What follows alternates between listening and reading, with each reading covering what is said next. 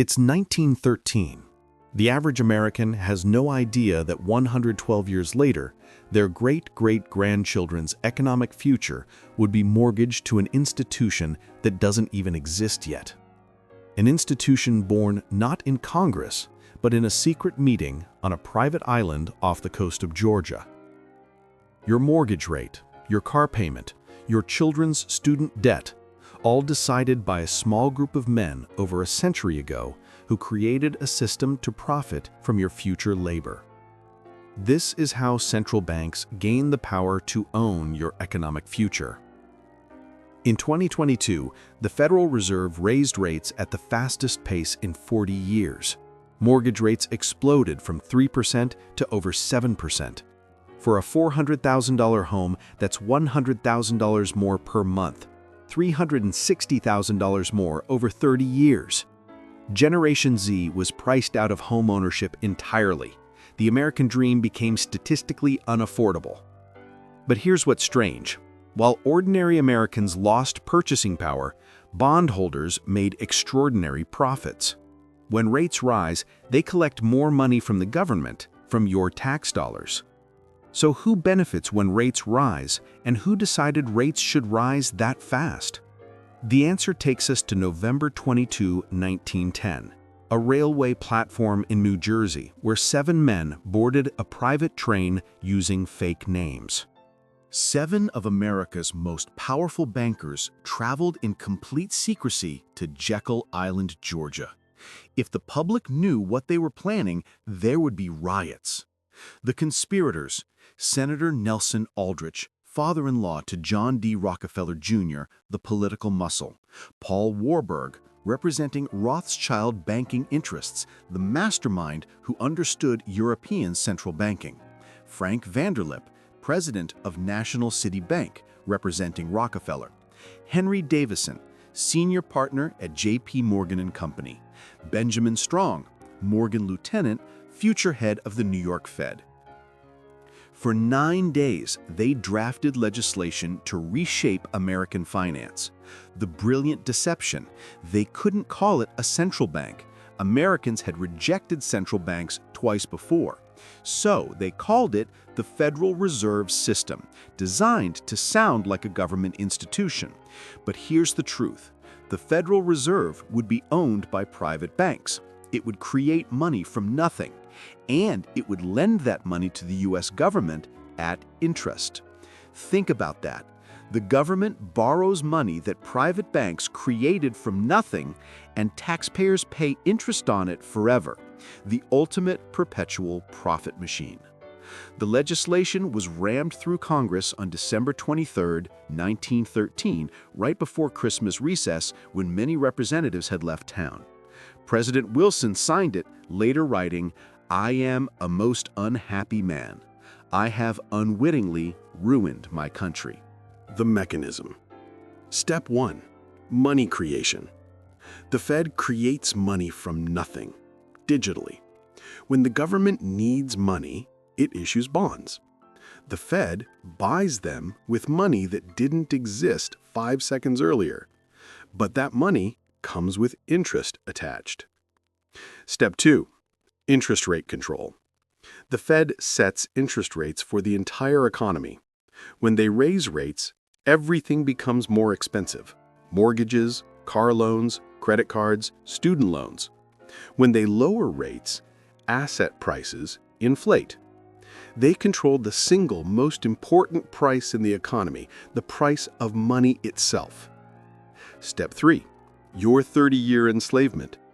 When you take a 30-year mortgage at 7% on a $400,000 home, you'll pay back almost $960,000 total. That extra $560,000 is interest, money flowing to bondholders and banks. You didn't decide 7% was right, the Federal Reserve did. They can change it, crash your housing market, or inflate prices, all while claiming to manage the economy. Step 4. The inflation tax. When the Fed creates new money, it dilutes every dollar in existence. Your savings lose value. Your salary is worth less. This hidden tax transfers wealth from people who hold cash to people who hold assets, without legislation or voter approval. The housing lockout. By 2023, housing affordability hit a 40-year low. Gen Z, already drowning in student debt, was completely priced out. Median home prices exceeded $500,000 in many cities, requiring six-figure incomes to qualify. Home ownership rates among young adults collapsed. Wealth inequality between homeowners and renters exploded. The bondholder windfall. Treasury yields went from 1.5% in 2021 to over 4.5% by 2023.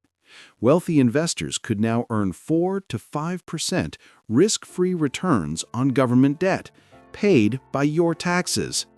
The same pattern played out in the 1980s when rates soared above 15%. Ordinary Americans were crushed, but bondholders made fortunes. The pattern is clear. When the Fed tightens, wealth transfers from workers to the financial class.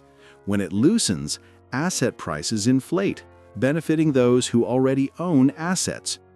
Either way, the wealthy win, and your future labor pays for it.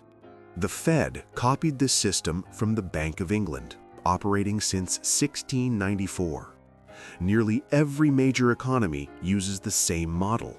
European Central Bank, Bank of Japan, Bank of England, all private or semi-private institutions creating money and setting rates.